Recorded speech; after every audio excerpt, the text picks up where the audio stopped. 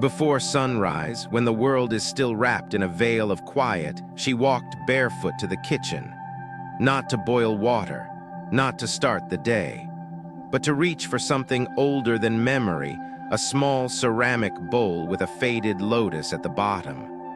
In it, she placed a handful of coarse salt. Then she paused, breathing in as if the ritual itself had already begun. We sweep the floor, we fold our clothes, we open windows to let light in. But how often do we cleanse the invisible weight that settles around us? Regret, resentment, stagnant luck, broken promises that never found their apology. Many women carry debts no one can count. Not just numbers on paper, but wounds in the heart. A sister who never forgave, a child who stopped calling, a husband who left without explanation. And silently they hold it all, smiling, functioning, coping. But what if there was a way to release that heaviness, not through confrontation or escape, but through a ritual as old as the sea? What if salt, humble, coarse, quiet, was the bridge between what you've endured and what you're ready to welcome? This is not superstition. This is energy, memory, intention. And it only works if you do it before sunrise. There's a moment just before the world stirs when everything is most still. It's when energy hasn't yet scattered, when silence still listens. That is when this salt ritual must begin. In the next few minutes, I will show you exactly how to do it, step by step. You will need only salt, a bowl, and something personal you carry often. But more than that, you will need presence, willingness, and a quiet trust in what has always been quietly waiting to help you heal. So before the first bird sings, let's begin. Section 1. The forgotten power in your kitchen. Salt is silent. It doesn't announce itself like incense or candlelight. It doesn't bloom like flowers or shimmer like crystals. It just sits, still, quiet, unnoticed. But salt absorbs. It listens, it remembers. There's a reason you feel different when walking into a space that has been cleansed. The air feels lighter. Time slows down. Your shoulders drop without instruction. You're not imagining it. That shift is real. And salt, more than any other natural element, has the ability to absorb what lingers but cannot be seen.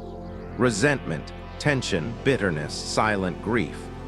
If your home feels heavy, if you keep waking up tired, if conversations turn sharp too easily, if money slips through your fingers faster than you can hold it, then you're not dealing with a lack of effort. You're dealing with a lack of energetic clarity. Salt restores that, not just any salt, the kind that feels rough between your fingers. Coarse sea salt, untouched, unprocessed. It holds traces of wind, water, and time. When you run it through your hands, it speaks without words. There's a reason it's used to preserve, to purify, to protect. It doesn't change what it touches. It draws out what doesn't belong. You don't need to believe in energy to understand the power of salt. You only need to observe. Place a bowl of it in a room where there's been tension. Come back a day later. The room feels different. As if someone opened a window inside the walls themselves. Salt does not ask for belief. It responds to presence. This ritual begins with a bowl, not a perfect bowl, not a pretty one, but a clean, empty vessel that hasn't forgotten stillness. Choose one that feels neutral in your hands, not too light, not too ornamental. Rinse it. Dry it with care. Set it down slowly as if placing an intention into the floor beneath. Then, the salt, pour it in gently, not rushed, not tossed. You are not seasoning food. You are preparing a space to listen. This bowl of salt becomes your first circle of quiet. You're not performing magic. You're creating a container for everything you're ready to release. Invisible arguments, silent shame, thoughts that have looped too long. Despair you've dressed in politeness. The salt doesn't judge, it holds. Now choose an object, something you carry often, a key, a pendant, A coin, a note in your wallet, it doesn't have to be precious, it has to be personal. Because this object has walked through your days. It holds fragments of your routines, your fears, your intentions. When placed in the salt, it becomes a bridge between who you are and what you're releasing. You don't have to say anything. Just hold the object above the bowl. Feel its weight, feel your breath. Then lower it into the salt like placing a memory back where it belongs. Leave it. The salt will begin its quiet work, pulling, absorbing, untangling.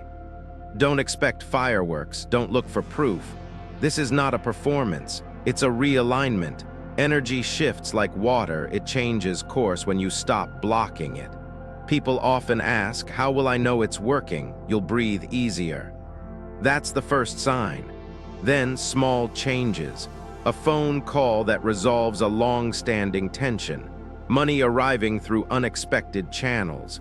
A weight you didn't notice has lifted. You'll catch yourself humming. That's how. Salt isn't forcing change. It's clearing the noise that was preventing it. If you think this sounds simple, you're right. It is.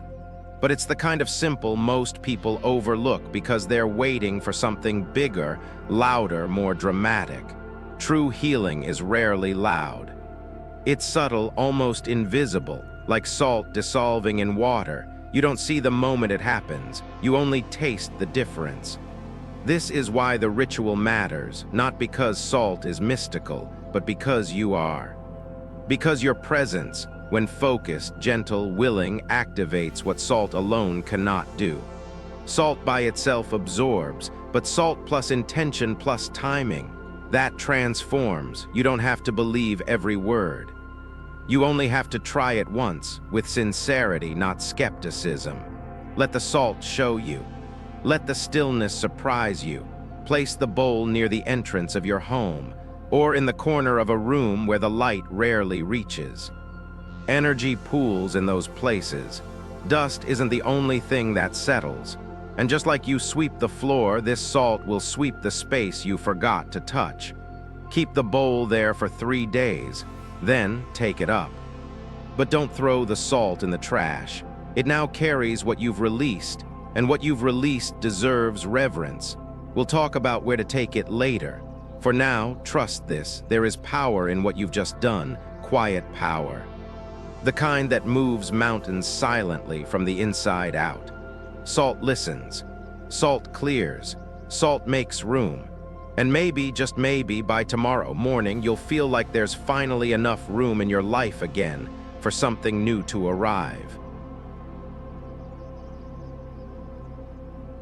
Section 2, Before the World Wakes, the timing of energy. There is a softness in the hour before dawn that no other moment of the day carries.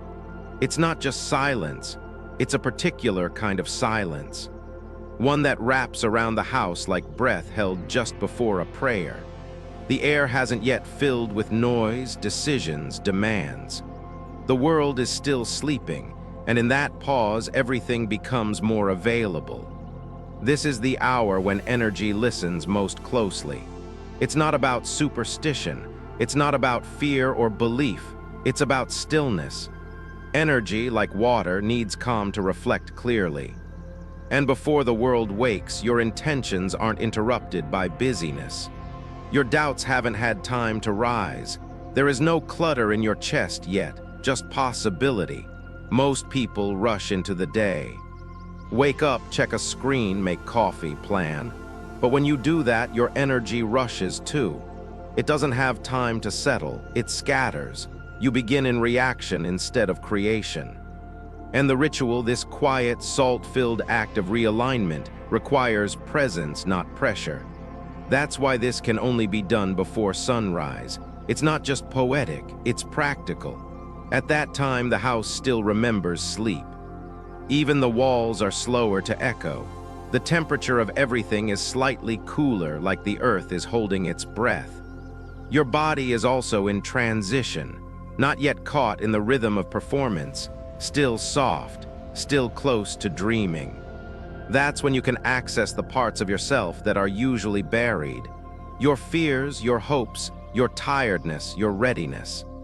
When you begin the salt ritual at this hour, you're meeting your energy in its most neutral form. It hasn't been shaped yet. It hasn't been polluted by the outside world. You're working with raw clay, not hardened stone. You don't have to do this every morning. Just once is enough to feel the difference. But if you're going to do it, choose the time carefully. Wake up before the light touches your curtains. No alarm, set an intention the night before. Tell your body to wake when it's ready. And when it does, don't delay. Move slowly, yes, but move. Let the act of waking become part of the ritual. Don't talk, don't check your phone. Let your silence become part of the atmosphere. Walk to where your bowl is waiting. You may have prepared it the night before, or you may be starting fresh. Either way, this is not about preparation, it's about presence. Sit beside the bowl, let your breath find you, not controlled, not measured, just natural, in, out. Let your eyes adjust to the dark. Don't turn on harsh lights. If you need a glow, use a candle or the faintest bulb. You're not trying to see the salt clearly. You're trying to feel what the salt is holding. And in that dim light, with your shoulders loose and your hands open, you begin. You might speak a phrase. You might whisper nothing. You might simply breathe. But in that moment, you are aligned. You are not mother, wife, worker, friend. You are simply a woman sitting with salt before the world remembers to distract her again. And that stillness, that is what activates the shift. There's a reason early morning prayers have existed in every spiritual tradition. Not because of dogma, but because of access. Because your energy at that hour is like a door left ajar. You don't need to knock, you just need to enter gently. Some people wonder, can I do this ritual at night? When things have calmed down, you can, but the quality is different. At night, you are releasing. At dawn, you are inviting. One clears, the other creates. This particular ritual, turning misfortune into wealth, is not only about removing what burdens you. It's about creating conditions for fortune to find you. And fortune needs an open gate. That gate opens just before the day begins. Think of it like preparing soil. If you plant seeds after the sun is too high, the ground is already dry, distracted, hardened. But if you plant them while the dew still lingers, before heat rises, they root faster. The salt, the object, the breath, all of it works better when planted in morning stillness. And you don't need a perfect schedule. You don't need an exact hour. You need a feeling, a knowing. You'll feel it the moment you wake. That quiet sense of now, not because someone told you, but because your body says yes. The most powerful rituals don't happen in temples. They happen when no one is watching, when the world hasn't yet pulled you apart. When you are whole even for a breath, that's when intention seeps deepest. That's when change takes root. So if you're reading this and wondering whether you can do it tomorrow, yes, you can. Set your bowl, set your object.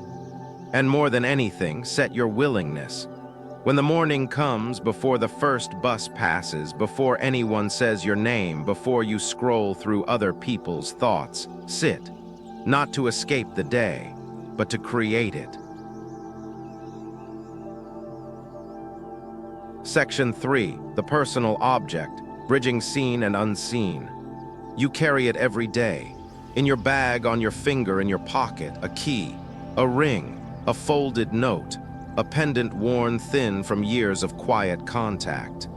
You barely notice it anymore, but it's been with you through conversations, decisions, mistakes, and prayers half-whispered in waiting rooms or on long walks home. This object isn't just a thing. It's a witness. Energy clings to what we carry.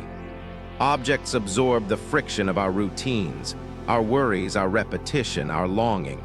We think they're just personal effects, but they are, in truth, energetic mirrors. They've held your pulse in moments of grief. They've moved through doorways you didn't feel safe in. They've rested in your hands while you waited for news, while you wondered what comes next. And in all that time, they've been collecting. That's why this ritual must include 1. Salt is powerful on its own, yes. But salt becomes more than just a cleanser when paired with something that knows you intimately. It becomes a translator. It doesn't just clear your space, it clears you. So choose one thing. One object you've touched more days than not. Don't overthink it. You'll know. It's the coin you rub between fingers during hard phone calls, the earring you never take off, the bracelet you reach for without looking. Don't polish it. Don't purify it. Its energy, just as it is the bridge. Hold it in your palm. Notice its weight, not just physical, but emotional. What memories are attached? What moments is it carrying? The answer doesn't have to be spoken, just felt. Don't judge what comes. Maybe it reminds you of freedom, maybe of loss, maybe of years when your life felt more held or more scattered. Whatever it holds, let it rise. Then gently place the object into your prepared bowl of salt. Not like placing something into storage, like placing it into the care of something ancient. The salt, coarse and quiet, accepts it without condition. It does not cleanse by stripping away. It cleanses by absorbing gently, layer by layer, what your object has been carrying in silence. There is no need to explain yourself. No need to say what you hope will leave or what you hope will arrive. The ritual does not require language. It requires presence. Let your hands rest. Let your breath deepen. Look at what you've created, a small, humble constellation. A bowl, a substance of the earth, and a single personal artifact now resting in its center like a seed ready to be reborn. This is not performance. This is energetic conversation, one where you no longer need to fix or change or control, only allow. You may sit with the bowl for a while, or you may walk away. Trust what feels natural. The salt has begun its work. The object has given consent. There's nothing else to force. But here is what begins to shift. Your field, subtle, invisible, but real, starts to soften. You may not feel it right away. Or perhaps you'll notice something unexpected. A thought dissolving, a heaviness lifting, a warmth returning to your chest without clear reason. This is not placebo, it's response. Energy responds when it is acknowledged. And for the first time in a long time, this object, this piece of your daily life, has been given space to release what it's held for you. That is sacred. The ritual also allows for memory to move, for stuck timelines to uncoil. That key may have been with you through a difficult move, that ring through a breakup, that necklace through years of caregiving and quiet heartbreak. But the moment you place it into the salt, you send a message, not just to the universe, but to yourself. I release the weight of this history. I allow it to transform. This moment does not erase the past. It blesses it. It doesn't pretend pain didn't happen. It simply chooses not to carry it forward in your pocket anymore. For some, this act will feel emotional. Tears may rise unprompted. That is welcome. You are not breaking down, you are breaking open. Energy must exit through sensation. Let it. Nothing needs to be dramatic, just real. And for others, this will feel simple, almost too simple. That's fine too. Trust the process beyond the mind's desire to measure, to confirm. Some shifts happen like thunder. Others happen like moss growing overnight. Your job is not to evaluate the ritual. Your job is to create the conditions for clarity, to bring something of yours, something you've touched, worn, used, into sacred dialogue with an element that knows how to purify without demand. And that is what you've done. You can leave the bowl in place for 1 day or 3 or 7. Let the salt do what it does best, absorb quietly without question. Let your object rest. Let your life breathe without the energetic noise it once carried. And when you return to it, when you lift your object from the salt after the appointed time, you may notice it feels different, lighter in your hand, less charged. Not empty but neutral, as if it too got to exhale. What you do next matters. You'll learn soon how to properly release the used salt. But for now, trust that this gesture, a bowl, a mineral, an object that walked with you, has done more than you can see. And perhaps, for the first time in years, you'll carry that key not with tension, but with ease. Section 4. The breath that opens the ritual. Before any ritual begins, before you reach for the salt or touch the bowl, there is one element that decides whether the moment will simply pass or truly transform you. It's not fire, not water, not even the object you choose. It's your breath. Breath is the quiet gatekeeper of all inner work. We often overlook it because it is always there, soft, automatic, invisible. But no ritual, no intention, no energy shift can truly begin unless your breath is involved. Not controlled, not forced, but invited. Breath is presence, and presence is power. Without breath, you remain on the surface of the act. You go through motions, you recite words, you sprinkle salt like seasoning. But your body is somewhere else, still tense from yesterday, still planning for tomorrow, still absent. When you breathe consciously, the ritual begins to open, not just around you, but within you. So before you sit down to begin, before you even touch the salt, pause. Let everything stop, not just your hands, but your mind. That's where breath comes in. Find a quiet place. It doesn't need to be perfect, just still enough that you can hear your inhale. Sit with a tall spine, not rigid but attentive. Let your hands rest on your lap or lightly around the bowl if it's already placed. Then gently close your eyes. This is not meditation. It's not about erasing thought. It's about returning. Breathe in slowly through the nose for 4 counts. Let the air arrive fully into your belly, your chest, your back. Let it touch all the places where you've been holding tension. Pause, then release the breath gently through the mouth. A slow exhale, 8 counts if you can.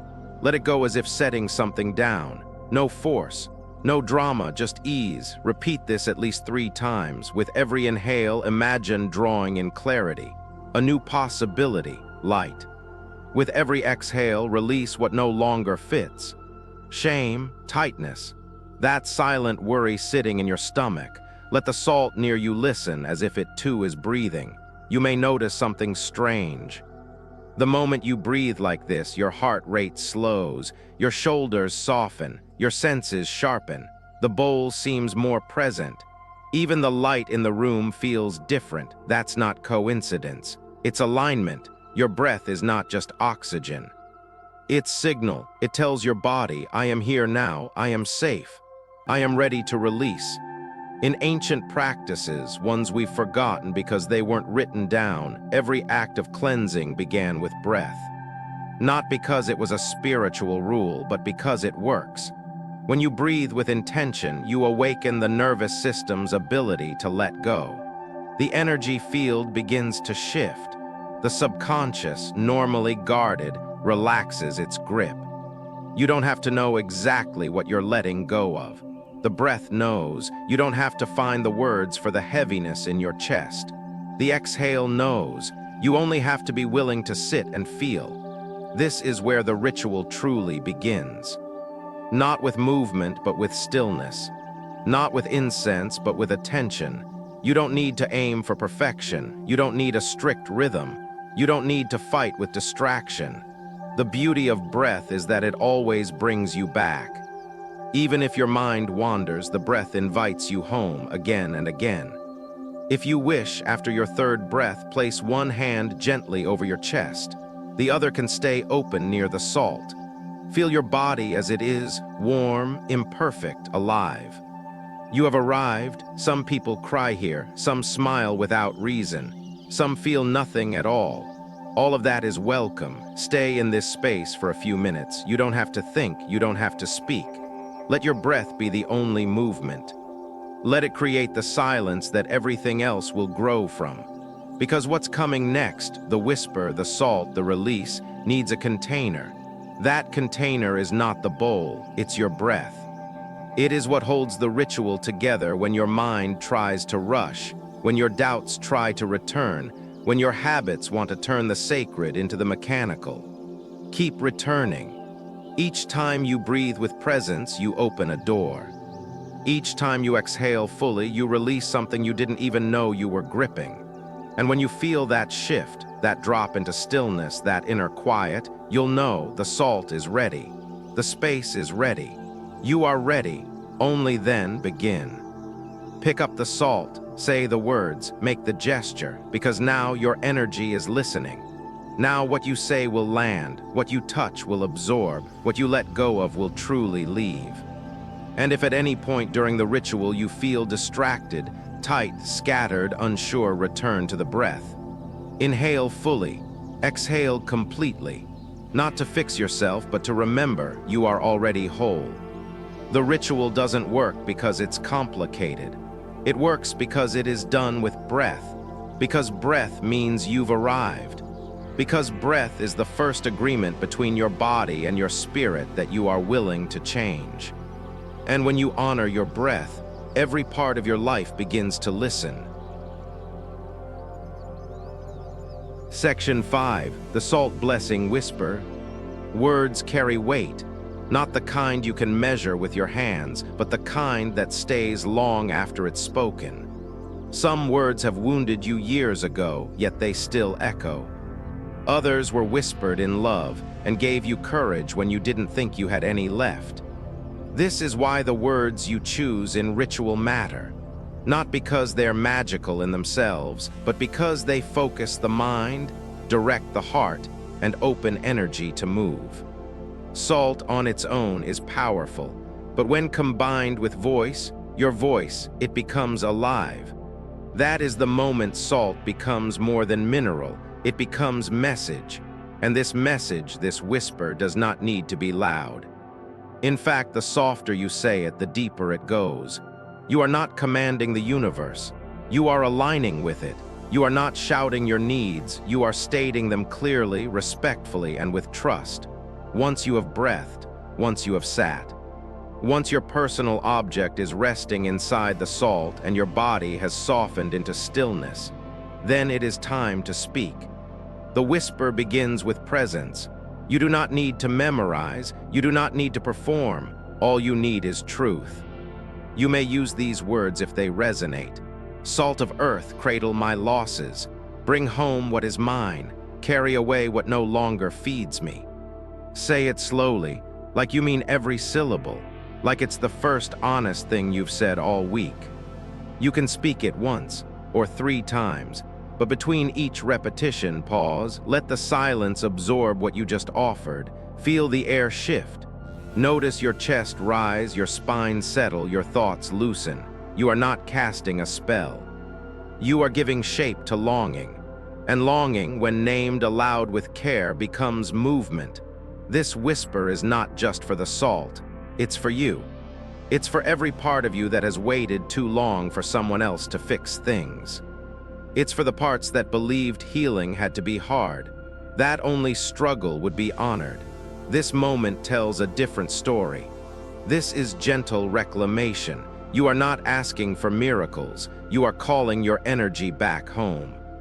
You are releasing burdens that were never yours to keep.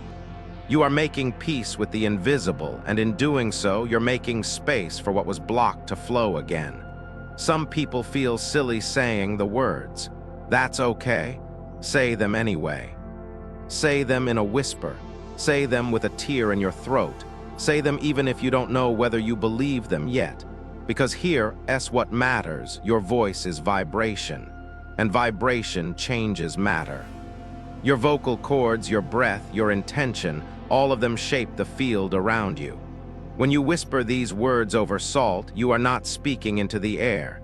You are speaking into the substance that listens. Salt is memory. And this whisper gives it direction. You can change the words. You can say, I release what no longer serves. Or let this home feel light again. Or simply, I am ready. The words are not a script, they are a thread. Your sincerity is what makes them strong. Let your body speak, not just your mouth. If your hand wants to rest over the salt, let it. If you want to bow your head, do so. If your eyes close, let them stay closed. These are not gestures of submission, they are gestures of alignment. You are co-creating. And after you've spoken, sit with what rises. You may feel nothing.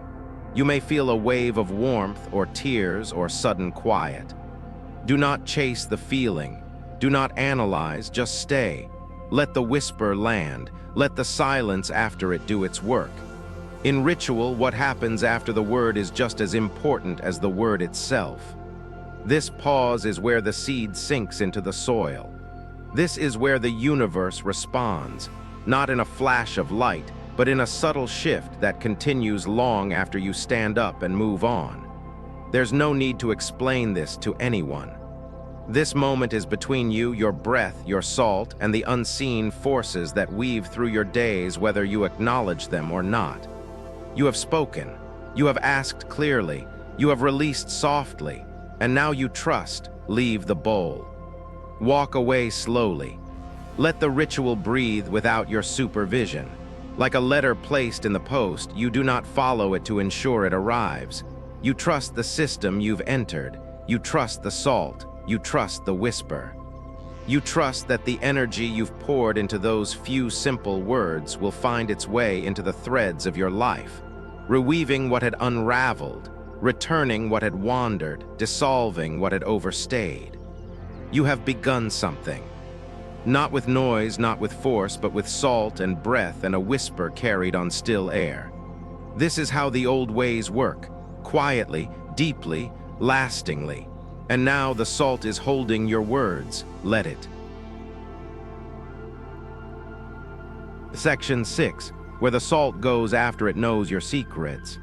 There's something sacred about what's been used to hold your pain. Salt, after the ritual, is no longer just salt. It has listened to your breath. It has touched the object that carries your past. It has received your whisper, the one where you let go or asked or simply sat in honesty. And now it is full of what you were ready to release, full of what you no longer need, full of emotional residue that has no place staying near your body, your home, your future. So what happens next is not a detail. It is the completion. Because if you keep this salt, if you pour it down the sink, toss it in the trash, or let it sit forgotten on a shelf, you're not just being careless. You're asking the energy to stay. You're inviting the heaviness back. You're pressing pause on the ritual's work. This is why the act of disposal matters. The salt must leave, but not with rejection, with reverence. It has done something for you. Carried something you couldn't. Held weight so you could feel light again. It deserves to be returned, not discarded. The best way to do this is to take the salt outside. Touch the earth. Walk, if possible, to a place where natural elements continue the work that you began. A crossroads, a river, a shoreline, a place where energy does not stay still but moves, disperses, transforms. Crossroads are powerful, not in a superstitious sense, but in a symbolic one. They are places of choice, of departure, of redirection. To leave the salt at such a place is to say, this is where the old path ends. This is where I choose another way. A stream or body of water is just as potent. Water carries what you release. Salt dissolves in water, and with it, your past disperses into movement, into flow, into something that no longer binds you. The act of salt meeting water is not destruction. It is release. Hold the bowl gently, walk without rush. Speak no words or whisper a soft thank you. You are not throwing it away, you are returning it to nature, to energy, to time. And if none of those places are available, if you live in a city, if you have no quiet crossroads, no flowing stream, then choose a space that feels clear. A tree whose roots run deep, a patch of earth, even a quiet wind. Pour the salt slowly. Let it touch soil or stone. Watch it fall. Let that act be deliberate. Your energy knows when you're rushing. Your subconscious notices when you cut corners. This moment matters, because this is where you seal the ritual. If you wish, you can speak a closing phrase. What no longer serves me, I now return. What is mine, I receive. What is sacred, I honor. You may not feel anything dramatic in this moment. That's okay.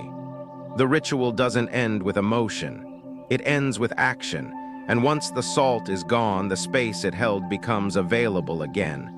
You'll feel it in small ways. The room feels lighter. Your steps feel clearer. Someone texts you unexpectedly. A decision that once felt heavy comes with ease. That's not coincidence. That's the opening you created when you let the salt go. But remember, this is not a one-time fix. Energy is alive, it shifts, it gathers, it forgets. Just like dust, just like emotion, it needs clearing again and again. So the practice of releasing salt is not dramatic. It is regular, quiet, uncomplicated, like washing your face, like cleaning your home, like brushing your hair before bed. Rituals become powerful when they're lived, not just performed. Some people choose to repeat this process every new moon. Others do it when life begins to feel heavy again. There's no perfect schedule. There's only the honesty of your body, the moment it says, "It's time again." When you hear that voice, don't ignore it. Prepare the bowl, pour the salt, choose the object, breathe, whisper, release, dispose. And walk away not because you've turned your back on the process, but because you've completed the loop. You've honored the full cycle. Energy moves in spirals, in breath, in tides, and you have now joined that rhythm. Let the salt go. Let the ritual be complete. Let the new space you've made stay open, not to be filled with more tasks, more noise, more worry, but to be filled with silence, with possibility, with the gentle sense that something beautiful is making its way to you now quietly, without effort. You don't need to chase it. You just need to make room.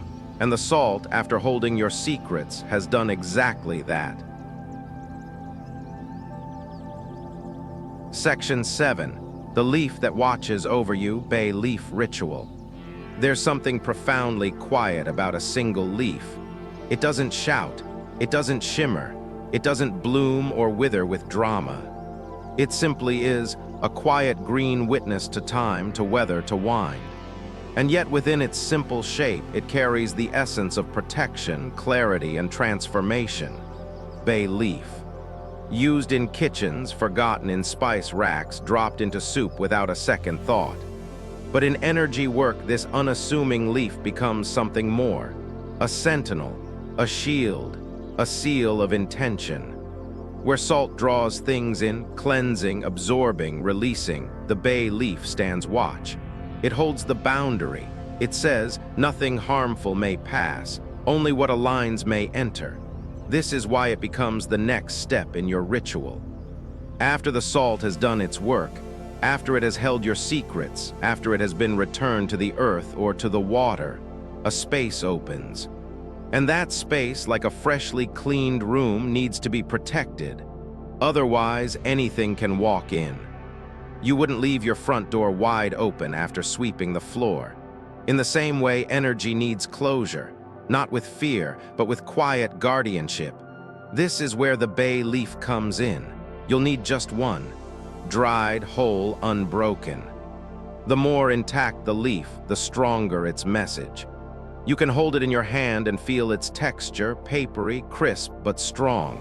It has backbone, just like you after everything you've released. Begin by holding the leaf between both palms. Press gently. Let your breath settle. Feel the softness return to your shoulders. Let the leaf become part of your field. Now on one side of the leaf, write a word, not a wish list. Not a paragraph, a single word. It might be peace, or return, or trust. It might be something deeply personal, something no one else would understand, but that vibrates when you say it silently in your chest. Use a pen or pencil or even the tip of a matchstick. You don't need it to be bold. The leaf knows. Your energy has already spoken. This word becomes your seal. Place the leaf beside your new salt bowl if you've prepared another or plan to. Or keep it in a space where energy tends to collect. A windowsill, a drawer where bills accumulate, a corner that always feels a little colder than the rest of the room. Let it rest there for 7 days. It doesn't need attention. It simply needs presence. During those days, go about your life. You don't need to charge the leaf. It's already working, like a dream catcher for stagnant energy, like a quiet guardian standing in the threshold between you and what you no longer invite. But on the 7th day, return to it. Pick it up slowly. Feel what it's gathered. Not everything it held will be visible, but you may notice the leaf feels heavier, more brittle, quieter somehow. Now comes the part people often hesitate with. You must burn it. Fire is the final transformation, not to destroy, but to release the energy fully. The smoke becomes the messenger. The ash becomes the offering. Hold the leaf above a fire-safe surface. Light it carefully. Watch it catch. And as it begins to burn, speak, not loudly, not to impress, but to affirm. Protect me from harm, attract good fortune. Let only light remain. Say it once, or whisper it as the flame moves. Watch the smoke curl. Let it carry away the last remnants of what needed to leave. Let it rise as a signal, not to the heavens, but to the parts of you that now understand. Protection does not have to be harsh. It can be soft. Like leaf, like breath, like ritual. When the leaf has turned to ash, gather it gently. Scatter it outside, beneath a tree, along a garden path, or into the wind. Do not keep it indoors. Do not mix it with trash. Let the earth receive what you've completed. You can repeat this practice weekly, each time with a new word, each time a new seal, a new reminder that you are not just cleaning energy, you are curating it. That's what makes this more than ritual.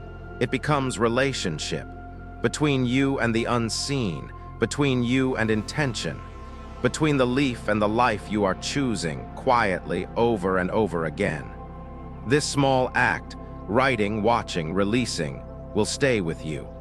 You'll think of it the next time your home feels too quiet, too tense. You'll remember how one word written on something so simple made your entire space breathe easier. And maybe, eventually, you'll begin to carry that ease with you. Not just in leaves or bowls, but in the way you speak, the way you move, the way you protect your own time, your own energy, your own heart. The bay leaf stands watch. And now so do you. Final. Now everything is still again. The bowl is empty. The salt has returned to the earth. The leaf has turned to ash and disappeared into wind. No fireworks, no loud cymbals, and yet something has shifted. Maybe no one else will notice. But your body will, in the way your breath flows without catching, in how your room suddenly feels more open even if nothing has moved, in how your thoughts soften before sleep, no longer circling the same worry. This is what healing looks like, not loud, not showy, not instant, but quiet, repetitive, intimate, like sweeping a floor before anyone wakes, like folding a shirt with love, like whispering a truth to a bowl of salt. You didn't need to ask anyone for permission. You didn't need to buy anything new. You didn't need to announce what you were doing. And yet, your space knows, your energy knows, and the world in its own way responds. It responds not because you demanded it, but because you made room. Room for luck, room for clarity, room for peace. This isn't a ritual you mark off as done. It's a way of remembering. A return to something ancient inside you, the part that still believes in silence and earth and fire and breath. The part that knows when something needs to be let go and does so with grace. So now you rest. You leave the door open, not to chaos but to light. You walk differently, not because your life has changed, but because you have made space for it to. And as the morning unfolds around you, ask yourself gently, what else in my life is ready to be cleared? If only I dare whisper it out loud.